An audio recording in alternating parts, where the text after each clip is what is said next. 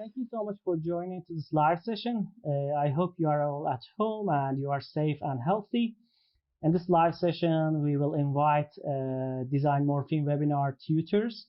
And this webinar series will take place on December 5, 6, 12, and 13.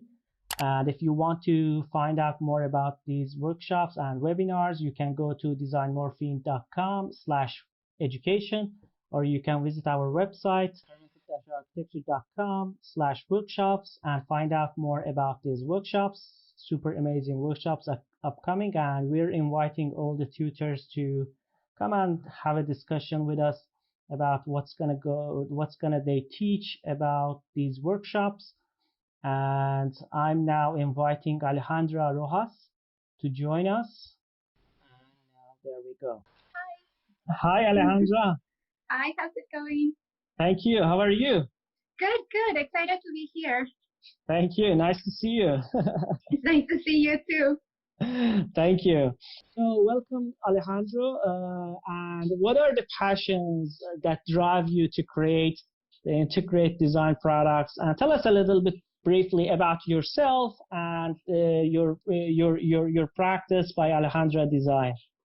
So I'm an architect, and by Alejandra Design really started as a creative outlet for myself to start pushing my computational design skills forward, and also to start exploring fabrication. So as architects, we are kind of like used to waiting quite a bit of time when we actually see our designs kind of come to life.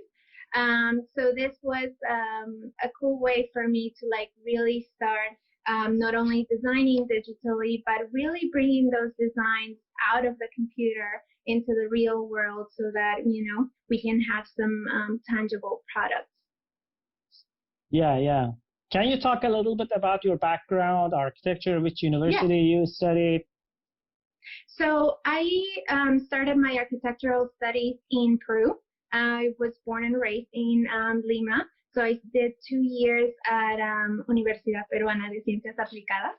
And then my family immigrated to Canada, where we moved to Toronto, where I started my 5-year program in the University of Waterloo. And then right after graduating, I traveled to London to the Architectural Association to do the master's, the DRL program. Okay, and now you are in New York? Yeah, now I'm currently based in New York City. I've been practicing for quite a few years in different architectural firms. I've done ground ups in Brooklyn. I've done a lot of interior design. In New York City, mostly, offices and retail that, you do, because Manhattan is kind of like a little bit maxed out of space. So most of the ground ups usually happen in Brooklyn. It's a really exciting market. It's super fast paced. So it's really great. And now I'm actually teaching as an adjunct faculty at 3 different schools. So I teach computational design. I also teach design studio and graphics and visualization. Yeah. During this pandemic, you all working at home, right? Yeah. Me and my students have figured out a kind of good workflow around working remotely and Zoom. So I have kind of a double setup with my laptop, with a tablet, so that you can sketch. It's really great because especially my computational design class has moved into this idea of animation and exploring animation as a design tool for design. So there are some kind of interesting things that I think we're going to start or keep applying when we go back to presential classes. Yeah, I see. So your upcoming webinars are what we believe all been waiting for. Could you give us a brief insight into Procedural Assemblies version 1.0, and what are we going to expect, and what we will be able to take away from attending this workshop? So Procedural Assemblies is something that I'm super excited about. because it deals with a slightly different design methodology. So as an architect, right, as designers, we're usually kind of like controlling all the formal aspects of the design. We kind of like have a vision of what we want it to look like. We work through iterative design and we come with an outcome. And the cool thing about working with this new approach is that we're dealing with a little bit of unpredictability to it. So now what we're going to be working with is how do we design a system, a set of like rules to actually create the outcome, the final design. So that's kind of like what we're calling a bottom-up approach. That is part of like this bigger kind of like emergent design kind of like thinking, which is super exciting because now we're dealing with like modules and how, do we start creating again the set of rules as to like how they are connecting. So that's kind of like the thinking that I want to teach with this webinar that is more oriented towards that thinking. Yeah. And what kind of software you're going to use for this webinar? So we're going to be in and can Rhino you talk a little bit about, continue. Yeah, we're going to be in Rhino Grasshopper. We're going to be working primarily with WASP. And then we are going to start looking at different like workflows as to like how we're dealing with this unpredictability and what other inputs we can start working. So it's going to be a very design-driven workflow to start, creating different outcomes. We're mostly going to be focusing on housing clusters, which is actually inspired from the chapters that we're setting up next year with our new master's degree that Design Morphing is starting to offer.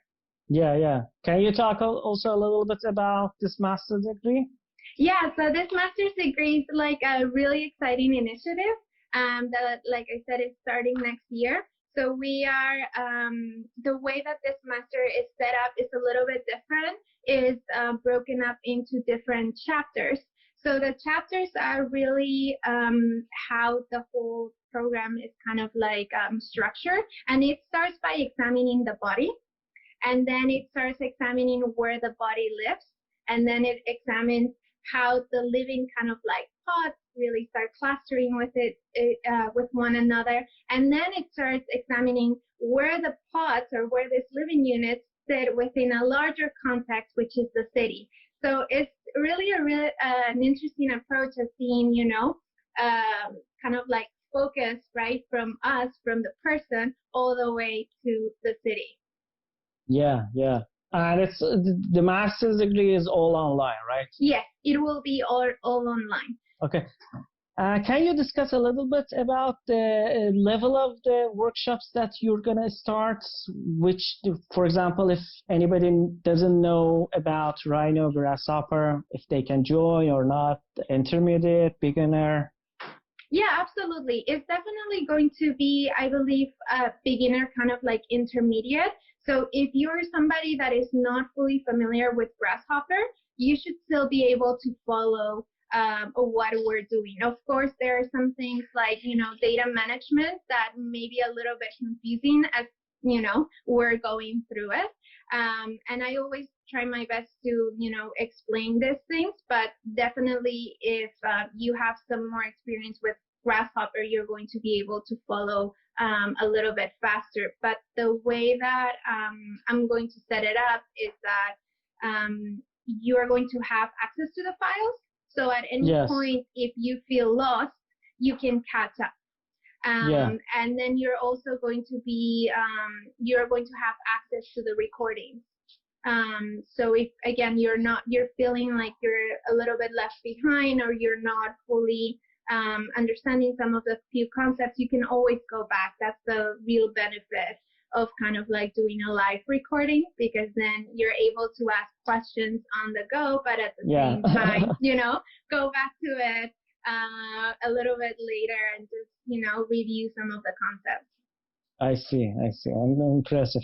So exploring the intersection of craftsmanship and technology is your tagline on Instagram. I just want to open it a little bit. Do you have a dream project in mind that you are yet to create, and what expressions would you like to focus on build the project as? Yeah, I actually don't have one project, but many different projects, and I think that's something that I'm always struggling with. It's kind of like, where do you go next? I'm thinking about, well, I'm working right now on a lighting collection, and the idea is to start scaling up these products, to start thinking about furniture scale, to start thinking about larger scale. That was always the goal when I set this practice. And I wanted to start with smaller products where I could really start understanding the material that I was working, the workflow that I was setting for myself. I recently acquired a 3D printer for clay, so that's another thing that I'm working on right now in terms of like talking to the machine and working with the G code to start getting some like real-time feedback. So many exciting things ahead. Amazing. just always finding the time to work on those. Yeah. Yeah, awesome. And your thesis, the thread that explored the design opportunities of the semi-autonomous airborne tensile system, was a fantastic work, actually. Thank you. It also got published in Architectural Design magazine for the Parametricism 2.0 edition. Can you share a few words about the work as inspiration to the young designers out there? Yes. Actually, a little bit of like a disclosure right here. The agenda for the studio when we were working on this was that we needed to 3D print with the quadcopters. So we always had like this goal that we wanted to build something with the quadcopters. It didn't matter what it was. We just wanted to build something. But then we got really caught up on the idea that the quadcopters were really imprecise. They couldn't carry a 3D printer. They couldn't really print. So after many failures, we had to like step back and look, okay, what is it really that we're trying to achieve? And then we want to build something. So that's when we actually switched into like using cables and threads, and that's why it became the thread as the kind of like title for the project, because that was the moment that as designers we decided to step back and really look at the overall picture and ask ourselves, what is it that we're trying to achieve? And I think that's something that as architects, sometimes we get lost in looking at very specific details and trying to like solve things, when sometimes we really need to step back and ask the bigger question. What is it that we're trying to do? What are we trying to achieve? And sometimes it's hard because we are, reminded of the failures and we want to keep going, but it's good sometimes, to like really ask that question to be able to move forward. Amazing. Yeah, right. All right. So as my last question, and also I got this question from the question box as well, any tips for architecture students? Learn as much as possible. I use this as my own personal motto. I consider myself a student. I'm always trying to learn. The moment that you think that you know everything, I think it's the moment that you stop learning. And there's so much to learn. There's so many tools, new everything coming every day. So just keep learning. Keep learning. Yeah, right. Yeah. Thank you. Thanks, Alejandra. Thanks for joining, and we will continue with Alejandra. Thank you. Thanks for joining. Bye. Goodbye. Okay, guys. Thank you so much for staying with us, and I'm inviting Alejandro Garcia.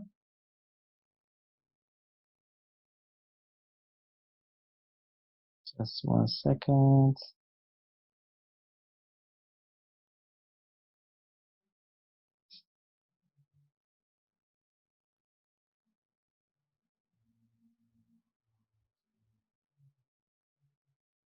Okay.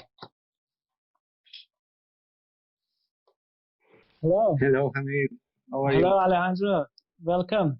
How's it going? Thank you Thank for you. the invitation. Thank you so much for joining to the live show. Yeah, my pleasure. We're so No, excited. no, I'm super excited. I actually want to, like take the opportunity to compliment you for the amazing platform you put together. I think, like this platform, like the interviews you started to do, I think was during lockdown. I remember one Yes. of the first interviews during lockdown. Like I've been following all of them. It's amazing Yes. to be invited here now to give myself a short, like explanation of our webinars and workshops. But in general, like all the posting and spreading the word of parametricism, I think is amazing. Thank Big you so congrats much. for that. Yeah. Thank you. Yeah, we started, basically we were doing interviews before that, but generally it got very wider by starting the pandemic because we reached to the people that we couldn't reach before. Yeah. And yeah, we did a lot of interviews with very great famous architects.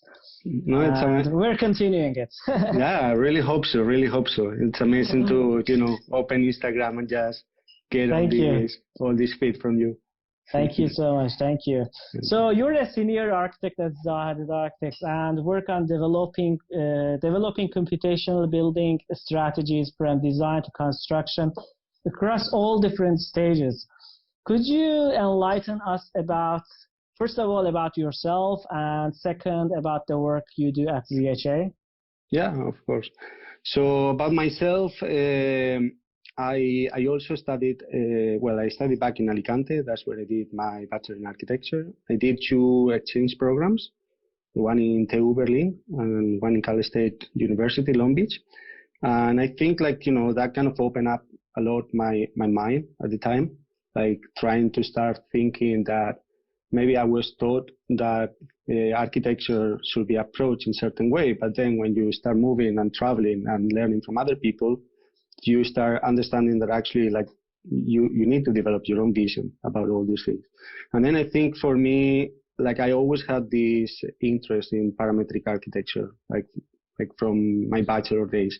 I remember reading the primer of Grasshopper, and I was completely hooked to that. And ever since, I was really trying to find, a way for me to get into this world. Then I found the DRL program as, perfect, how you call it, like a kind of perfect template for me to learn from the best, also learn from your peers, which is something I learned over time that is super important. Like learn as well from your colleagues. And it was just the perfect setup for me to develop on this. After that, I worked at Grimshaw and HKS, and then I ended up at Zaha Hadid. And I think over this period, I will say as much as I like and I focus on design, it's also very important for me and the work I do in the office, the idea of workflows.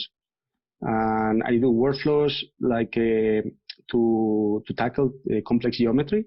And I will say I go from the form finding process through developing all the kind of procedural modeling to delivering the final detailed design project for the consultants and stuff. So more specifically, I work on facades, and I would say in terms of, I'm sure it's going to be a question that will raise up at some point.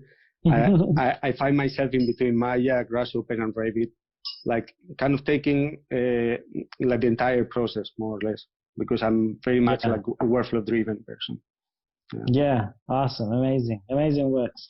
So about spatial synthesis version 1.0, which is the topic you will be lecturing at Design Morphing webinar.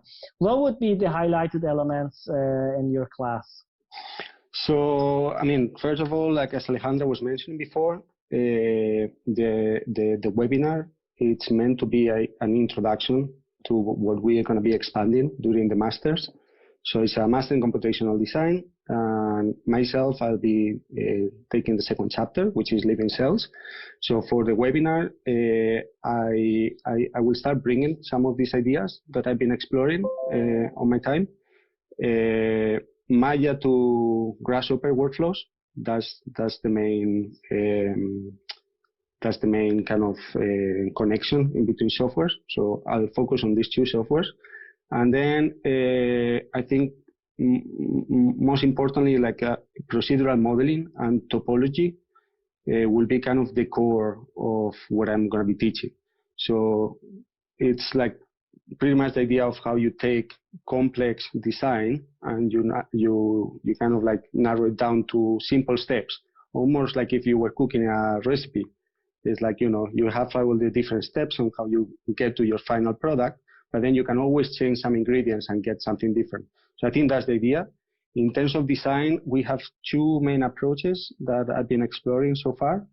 One is the rheotomic surfaces or minimal surfaces.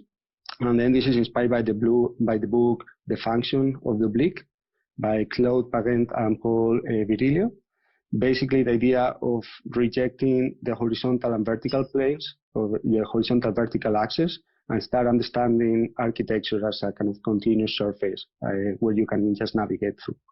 And then the second idea is modularity and discrete aggregations of living cells to create an overall complex spatial organization altogether. So we will take these two ideas. We'll get started with that. We'll start the conversation, and then I hope some of the students will get interested and then join us for the master, where we will have more time to develop, of course. Yeah, amazing. Yeah. Generally, which software do you suggest as an architects or artists must know in the current era or current scenarios, and which of them integrates with each other considering the ease of use? So this is, I've been asked this question many times when teaching.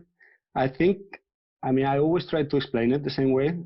Like for me, it is more relevant to identify the design steps rather than the software itself. Yeah. So if I explain the design steps, for me will be form finding, first step. So during the form finding, you could do it by sketching by hand, like you could do it by low poly modeling, like I do, for instance, in Maya. Sometimes I sketch and then I do low poly modeling. You could do it through physics simulation. You could do it through different kind of simulation. Then you step into the second part, which is, start like breaking down your design into parameters, start rationalizing your geometry. So you gain control over your design, and then you start, being able to change any inputs depending on what the consultants are feeding you with. Or, I don't know, maybe you have millions of facade panels, everything doubly curved, and then you start understanding, okay, I only need 10% of it to be doubly curved. And then most of it can be singly curved, or it can be just flat. So you get this control over your geometry. And then the last step is when you produce the information, the architectural information for third parties. Say, a 3D model in Rhino, or it can be a Revit model, or it can be just architectural drawings. So I think as long as you understand form finding, rationalization, and production, you can find your software. So myself, form finding, Maya, rationalization, Grasshopper, production of drawings. If it's something quick, I just do it in Rhino. If it's something more complex, I set up a workflow between Grasshopper and Revit. But then there are millions of softwares, and it seems like every year we have 10 times more. So it's very difficult, I try myself to learn, as Alejandro was saying before, I try myself to learn, every new software that comes up. But it's difficult, I can imagine, for all the students. Yeah, exactly. It's hard to be master in all of those softwares, but you can pick a couple of them and become a master. Yeah, right. I think that's the key, actually. I think being very good at something and then know a little bit about everything. Exactly. That's right. So lastly, you have been lecturing globally on your work and teaching many things. What advice would you like to give young architects and designers around the world? Okay, so it's the great question always. So what was to be given to new students? So I think learning and innovating as much as possible. That's super important. Believing in yourself, super important. I remember from my bachelor studies, back to before even like traveling outside Alicante itself, like first time, like I will often be, like get an idea that I thought was strong, but then the professor will reject it. And then, you say, oh, why is not a good idea? But then you start traveling, you start working in different places, and you see that often what happened is like an idea that didn't work out somewhere in another place is amazing. So, like you almost end up like developing your own language, your own workflows, and then try to see like how you can plug it where you are. I think another idea also that important for students, I learned it myself in DRL, and I truly believe in this. DRL Design Research Lab. Are you also teaching over there? DRL? I'm teaching BPro, Bartlett introduction workshops, and I'm always keen to help any student in DRL, but I haven't been teaching myself there. I know everyone, of course. I met Alejandra there, indeed. I met Pavlina there. Like we are all big family. But I think the idea of design as research that they foster in DRL is something really amazing, because when you think about it, like, as designers, you often just think, oh, I just need to make an output. But when you start thinking about design as a research, as a process, and then you start learning from the process, like then you are much more capable of tackling like the next problem, because you're pretty much like taking ideas that you were exploring before and didn't go forward, but then you convert them into something else. And I think design as research in general is something that I didn't understand right until few years, like, I think it was 2015 or something. But anything I did before, I was just designing for what I needed at that point. But ever since then, I've just been building up on my design skills and my design research, because it's always like, just building up concept one on top of the other. And last, I think advice, that's something I think I try to do with my workshops and my webinars, is to, at the beginning, I was afraid that, something you are doing is the first time you are trying to do a design, to do your post on Instagram about your design that you think is not good enough, but you just need to try it. And I think like, you learn something, you design it, then you put it out there, you create conversation, and then you click repeat and you do the next one. And it's an iterational process. You just need to keep going, and you just need to get started, right? I feel like sometimes it holds you back when you have a bit of a fear to fail, or like a fear to not being good enough. You just need to like go for it, and step by step, like you get somewhere. And that's what I tell all the students from webinars and workshops, like, just present what you have. Like, it's great to have a conversation about your work. That's the way you learn. It's not like, it's not going to be a final masterpiece the first time you open Maya, you open Grasshopper. Most likely, you're not going to like what you see. But, exactly. Eventually you get there. That's right. Well, thank you for organizing this, Emil. Thank you. Thank you so much. Thanks for joining to the live session. And I hope we'll continue it. We will continue this, and we'll see you in the workshops and webinars, and also masters. Hope so as well. Thank you, Hamid. Thank you. Do you have any final words to say, or? No. Well, I hope to see everyone in the webinar. Thank you. We'll continue conversation there. Amazing. Thank you. See you. Goodbye. Bye. Okay, let's continue with Alexander. Hello. Hi, Hamid. Hi, Alexander. How are you? I'm great. How are you? Thank you so much. Thanks for joining. And till Madeleine goes and restarts his phone, I just tried to invite you. So thanks for joining. No problem. Happy to be here. Amazing. Thank you. So initially you were working as an experimental studio, Sumenhan design, where you focused on simulation and digital fabrication. And later you joined ZHA and got to work from concept to schematic design. Can you briefly, first of all, tell us a little bit about yourself, and briefly tell us how you developed your skills from both the companies? Of course. I'm originally from Serbia. I finished my undergrad and my first master's course in Belgrade. After that, I moved to London and I joined the DRL at the Architectural Association. I was actually in the year under Alejandra, so she was kind of my senior. After graduating at the course, I started working for Suminham Design. She's one of the alumni from the course. And like you already mentioned, we've mostly been dealing in the office with the issues of digital fabrication. And let's say in comparison to ZHA, the workflow is a lot different, even though we're using the same platform. I was mostly in Maya in both offices, but let's say more simulation-based work was carried out with the Sumin because we were working with particles and fluids and things like that. While in the offices, you might expect the poly modeling is more of a focus because we're working on buildings and master plans and projects that are dealing more with, let's say, tectonics rather than simulation.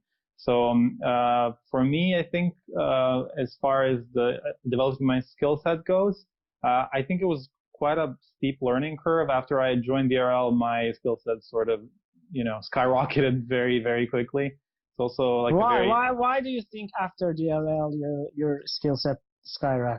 Well, during the course, you will actually find that you're surrounded by so many people doing many different things, and somehow just being in that space or just being in that environment, and you almost just by proximity to others learn a lot. So it's not even only what you're working on, but you can also look into what other people are working with. So, I might have been working at the time with processing in Maya, but someone else was working with, computer vision and RAWs and stuff like that. So you would have insight into other strains of research. It's one of the reasons why I really, really enjoyed studying at DRL, and eventually now I'm also teaching in DRL alongside the people that used to be my tutors.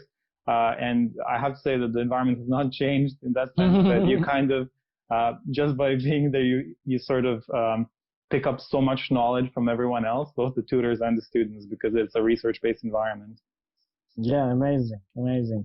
So HyperScheme version 1.0 is one of the most exciting webinars for Design Morphine, and where you will be teaching polygonal modeling techniques on the human body. I love your designs. Can you share an insight into how this will be taught? The webinar itself is centered on polygonal modeling, and it will show non-destructive workflows which deal with setting up parent meshes, meaning that we will work first with low poly modeling to set out, let's say, initial blueprints of the design, and then everything else that is derived from that level will actually become somehow concordant with the original mesh because it originates from a similar topology. In general, the idea behind the webinar is the idea of prosthesis, what happens when you augment the body, and something that heavily is connected to the master's course that I will also be participating in with Design Morphine next year. And it's all about kind of asking these questions about what happens once the prosthetic sort of nature changes our physiology. And even when you're in undergrad, you open up one of those books like Neufert and you see like those measurements showing like the tiny scale of a human and how that relates to space. And I think one of the questions that we're trying to pose both with the webinar and the masters is like, what happens when that physiology changes in a way where you kind of have to consider the implications for architecture as well? When your body is no longer just human in the sense, well, the original physiology do you have, but maybe, this kind of enhanced skin that we're talking about in the webinar and the masters will become something that really changes how you relate to space and by extension architecture. So in the webinar itself, we'll be mostly focused on Maya poly modeling, like I was saying, whereas in the masters, we'll go into like more in-depth explorations about what prosthesis might mean and how it might relate to the kind of specialist software that we're using with regards to like Maya and simulation environments as well as modeling environments. Yeah, amazing. Can you talk a little bit about the master's degree, a little bit more than like what you briefly said? Yeah, of course. I think like... What's the program? What's the sections that you're going to teach? Well, the sections that Other sections as well, if you want to. I think let's say I will focus on the sections that I'm going to be responsible for, mostly with my co-tutor, Joe Cook. So we are in the section that is like, let's say the lowest scale, meaning the prosthesis, which I was talking about just now. So the idea will be how to relate prosthesis to the changes within the architectural space around us as a consequence of us sort of inhabiting this prosthesis, becoming more than human. And as we go up in scales, other sections and other tutors, some of which you've now met in the other interviews as well, we'll be talking about scales that kind of transcend into the unit and then into an assembly and then into what I think Madeleine is also is going to be researching and helping students with, which was, I believe, referred to as cosmogony in the course.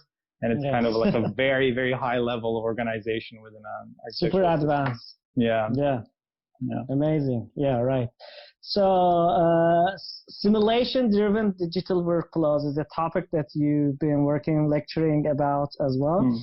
Can you tell us what softwares do you use in creating these workflows? Yeah, so I'm mostly based in Maya and Grasshopper. What we've been most interested in so far, I think, like in the course in the school with DRL, with regards to what I was teaching my students, is creating workflows that communicate between Grasshopper and Maya, meaning Rhino and Maya, essentially, by using a very low level of communication on text-based code. So basically, kind of trying to traverse between two softwares by using direct commands in the command line rather than using the user interface.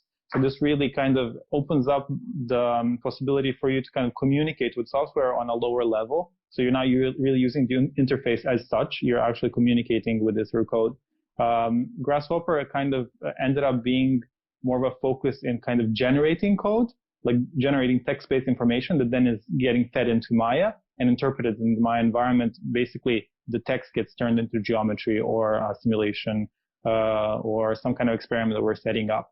In general, we were talking about using Rhino as an environment in which it's much easier to kind of communicate, let's say, set up things, whereas Maya's environment is much more advanced simulating things. So sort of pairing up those two softwares also gives like a let's say a more of a friendly introduction to students to Maya and simulation, because everyone usually is more let's say accustomed to the Rhino environment nowadays. You don't, like, even in undergrad, people already know it and are very, very proficient with it. Yeah. One question out of the script: how to get a job at ZHA? Someone asks in the question section. Good question. Well, I will maybe explain on my your experience. Yeah, I think. How it happens? Well, a big part of it is basically being exposed to an environment through DRL, which has a very intimate connection to the office. Obviously, DRL was founded by the principal of the office, Patrick Schumacher, and there's so much cross-pollination between the course and the office itself. You end up meeting people who were in the course and then went to the office, who are still working in the office, but were part of the course in some capacity, either as a student or a tutor. Your social network really grows into the direction of sort of communicating a lot more with people who run in the circles that either work in Zaha or work as consultants or work as teachers and sort of attend as students in the school. So I think, like, definitely that social circle or introduction into the social circle helps a lot, as well as the skill set that's kind of very specialist and kind of tied to Zaha in that way, that your portfolio sort of changes so much in the direction where your work becomes far more relevant to the work of the office as well. So I think in my experience, that was the case. There are other experiences, I'm sure. There's plenty of other courses as well, I would say, in Europe that are more closely tied to what happens in Zaha. I would say Angewandte is for sure one of them. And I think in general, I would say that the academic environment really affects your likelihood of joining Zaha. But I mean, everyone with an excellent portfolio and like a keen eye for design should definitely apply. Applications are considered all the time, and absolutely you will be considered, and it's definitely an amazing environment to work in. Amazing. So if you're at DRL, you're getting the job at the ZHA is up to 70%. Yeah, I cannot comment on that directly. Just an advice. Joking. Well, yeah. So I just wanted to make some advice. So thanks for joining. Lastly, as a global lecturer on your work and teaching in many topics, what advice would you like to give to young architects and designers around the world? I think like the most relevant right now is just to really embrace interdisciplinarity. I think you really need to start communicating with other professions and environments a lot more heavily than maybe architects are used to. So I think obviously something that is definitely always pushing the conversation forward, especially in today's world, is technology. So I think communication with that area of expertise becomes sort of necessary in order for us to push architecture also in a faster paced environment that's very technologically driven. So I think interdisciplinarity and sort of openness to other areas of not only of design, but like areas that might relate to scientific areas or engineering, that is really the only way to sort of progress further, because architecture has this kind of habit of sort of maybe lagging a little bit behind other disciplines, and really informing architectural work with outside knowledge from, let's say, the technological fields, which move at like a lightning pace, is something that ends up being quite useful for architectural students as well. Because in the end, you're also designing spaces within a paradigm that is very much controlled by the technological advancements, especially today. Yeah, amazing. One more question, last question, I bet. Where does this love for like wearables for the human body come from? How did you start it? I mean, why?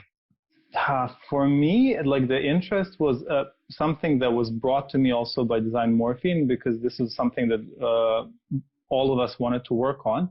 But I think the first time that I really started thinking about prosthesis and augmentation of the body was actually during one of the seminars in school, which was discussing this idea of like how people are starting to enhance themselves. And I believe that one of the examples that were thrown sort of in the mix was, I'm not sure if people are familiar with her. She's a Paralympic athlete, Amy Mullins, and she had this these prosthetics made for her legs because she had, I believe, a very rare congenital condition that meant that she had to have her legs removed at a very young age. So the prosthesis that she was kind of wearing, and she's also done a TED talk on this, she was talking about it in a way of like, she wasn't trying to fix something that was gone. She was trying to change her experience to be so much more. And she said, you know, one day I might be, you know, I might wake up and I might want to be 6 feet tall, not my usual 5.7 or however.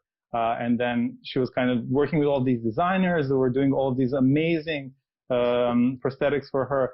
And then I also sort of encountered an individual called Neil Harbison, I believe, who has visual impairment, but he had created a prosthetic that allowed him, if I remember correctly, to interpret certain colors or certain color ranges as sound. So for him, sort of experiences were immediately visual and oral, which I found very, very interesting. And this idea that like it became almost a part of him in a way that, you know, your face is, like even on his passport, actually you can see it, like he's wearing it. So it is him, amazing. Like it's not like a thing that he's attached to. Yeah, amazing. Thank you, Alexander. Yeah, thank you so much. This is Thanks amazing. for joining. Yeah. Hope to see you at the webinars. Yeah, I hope to see everyone else as well. Thank you. Bye. Thanks. Bye. Goodbye. Okay, guys, thanks for staying with us. Before inviting Madeleine to join, just wanted to mention that in order to get more details about the workshops, please visit designmorphine.com/education or parametricarchitecture.com/workshops, and you will find out more about the webinars and also the master's degree by Design Morphine. So I'm inviting Madeleine Gorg to join.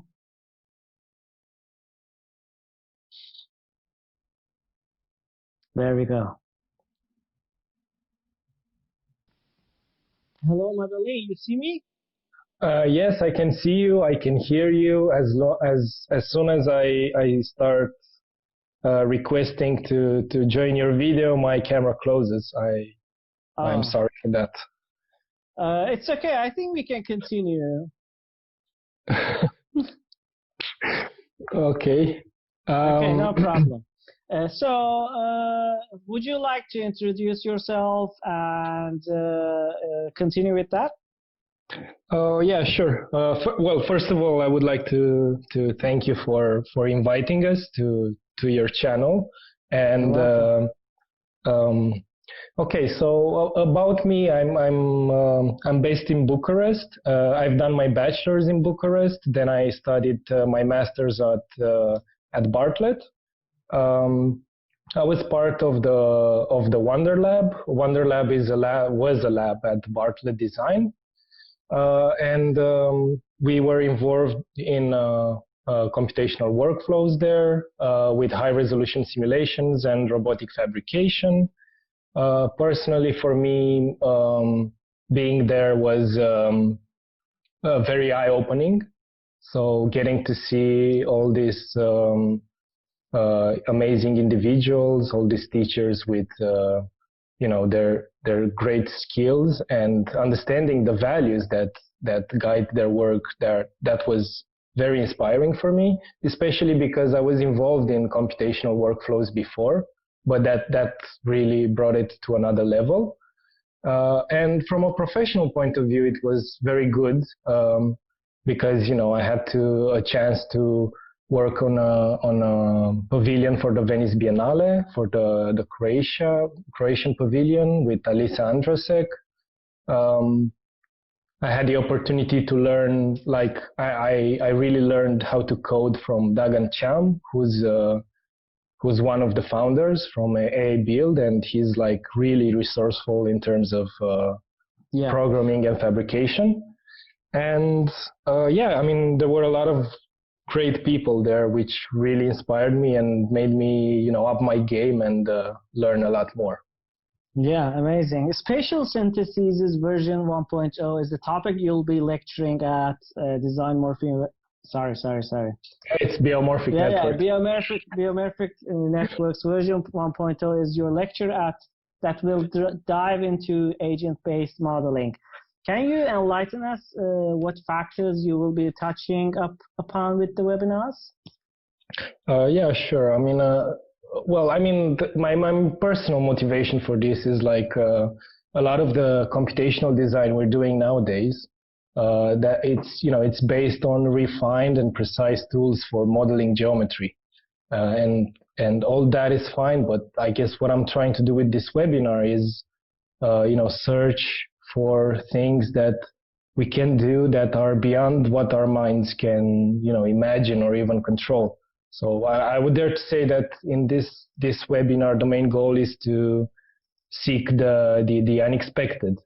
So in order to do this, I've written a Grasshopper plugin, which will be launched exclusively for the people at this webinar. And this plugin is based on a pretty smart organism called slime mold, or if you want, Physarum follicellatum, which is the many-headed slime. And this organism is very efficient at creating networks of transport. And the way it works basically maps out a space in search for food, because that's what it wants to do. It wants to eat.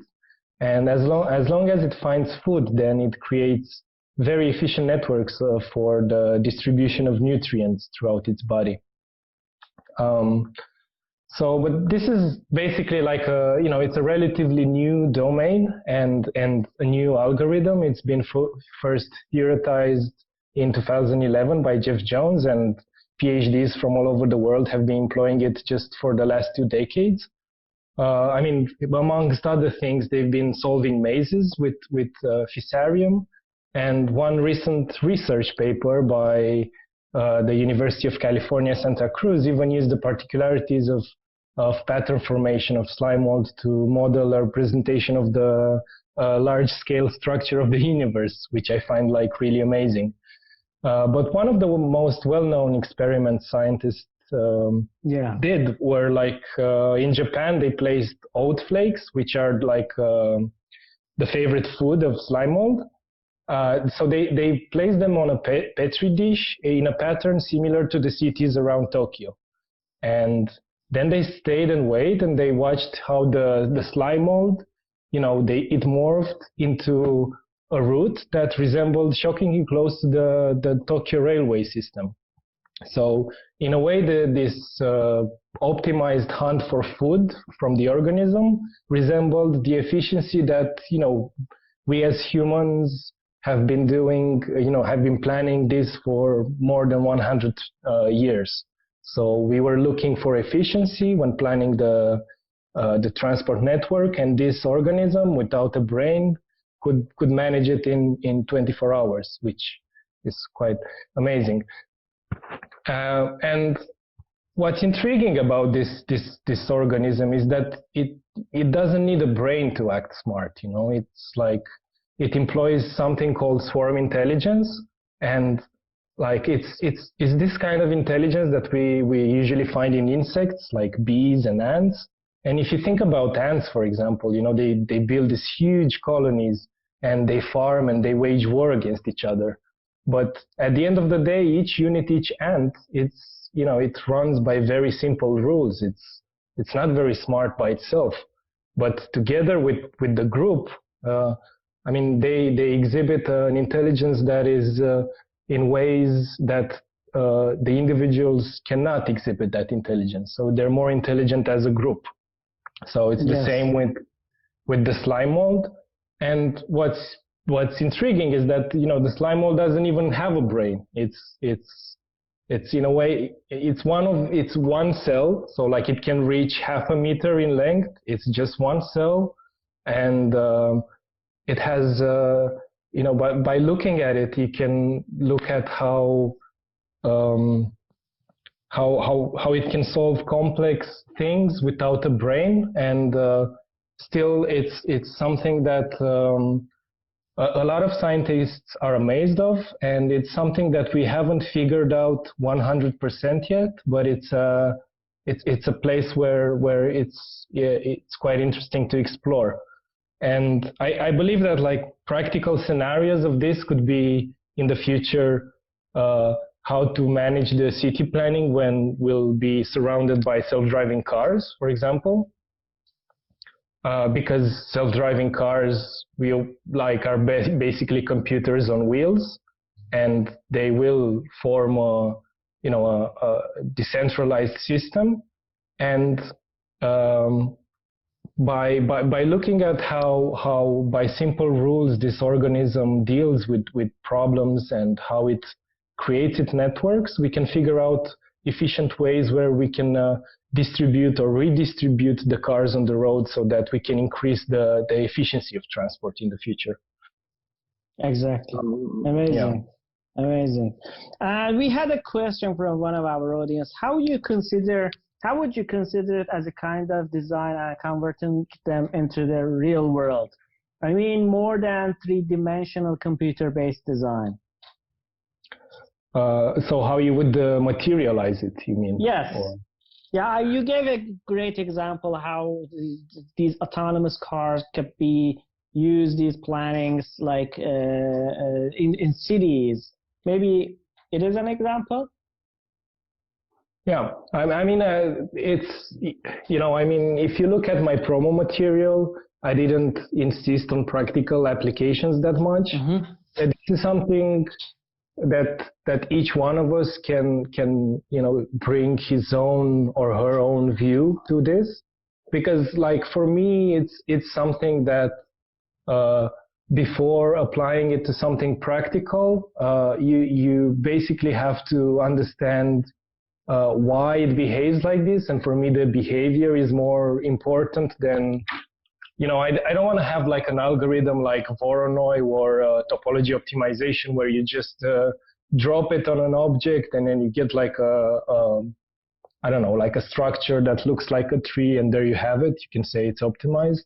That's not my interest for me. My interest is to guide people to explain what this thing does, and then hopefully each one of us will come up with ideas of like real life implementation.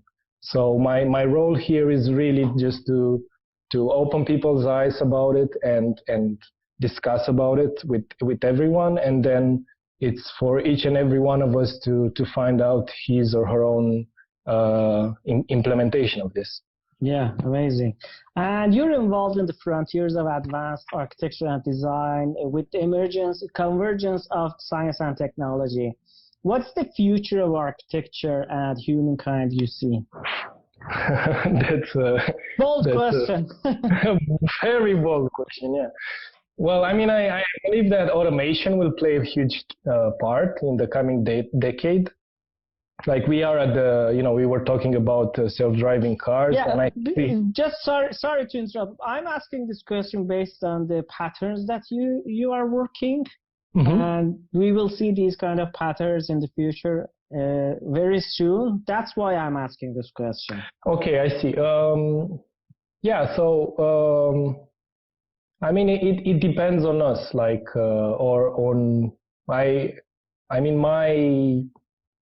I don't even want to see these patterns. Like I don't have like a desire to see them implemented. Like it's just for me, it's more like a question of understanding new ways of intelligence and looking at them through the lens of science, because we've been so connected to this romantic idea that the best intelligence is the human intelligence for so long. But now, we are faced with other types of intelligence, like artificial intelligence or all the intelligence from nature that we are constantly discovering.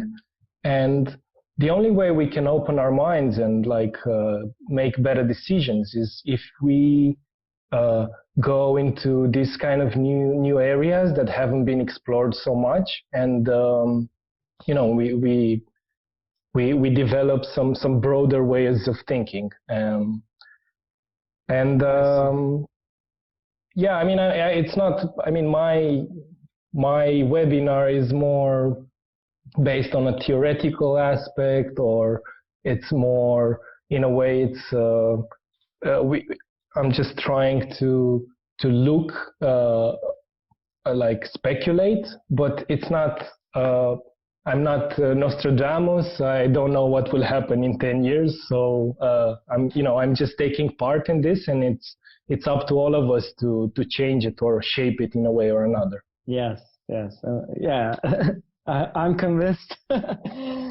So could you share your ideas behind the technology company you started, which is specialized in the large-scale 3D printing called Drag and Drop in Bucharest?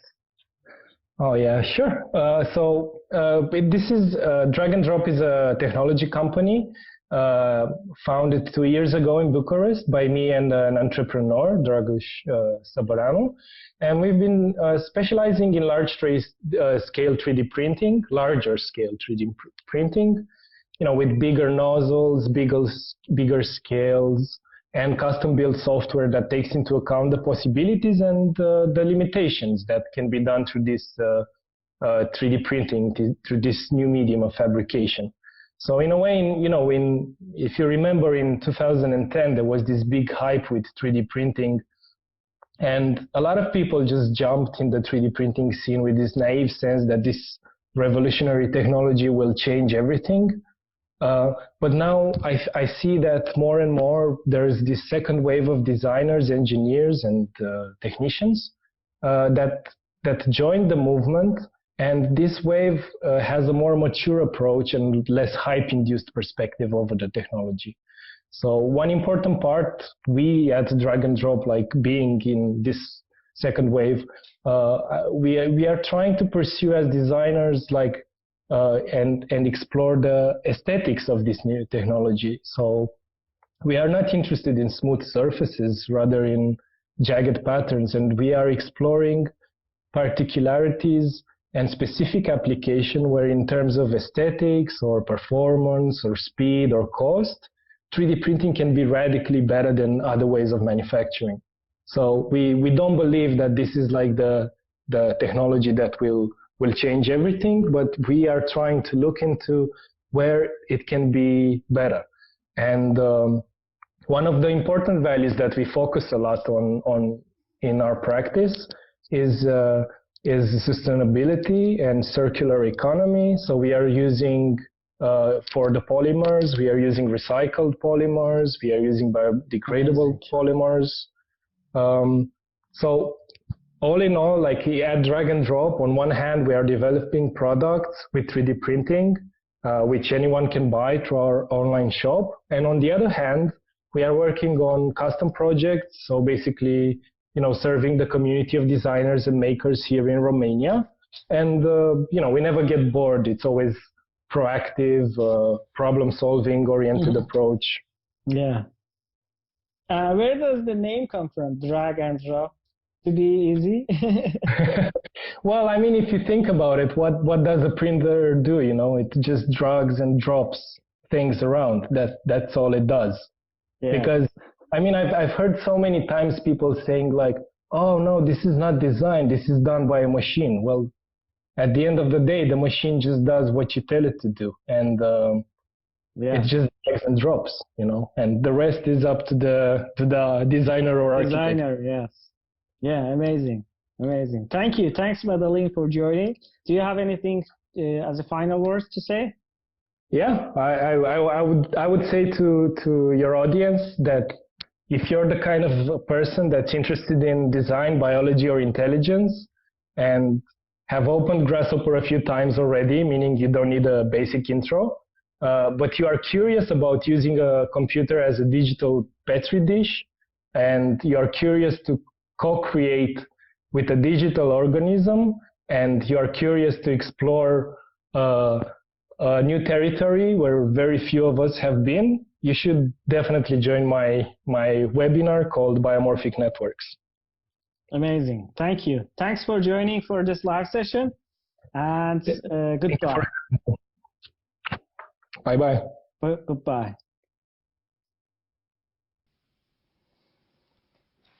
Okay, guys, thank you so much for joining to this live session. I hope you enjoyed it. If you want to find out more about Design Morphine webinars, please visit their website, designmorphine.com/education, or you can visit parametricarchitecture.com/workshops. And we'll be continuing these live sessions, and soon we will have some other guests as well. So you can also make sure to follow Design Morphine. And if you have any questions, you can write directly to Design Morphine about the webinars and also their masterclass. So if you have any question, let me know. Until another interview, another day, stay safe and stay healthy. Goodbye.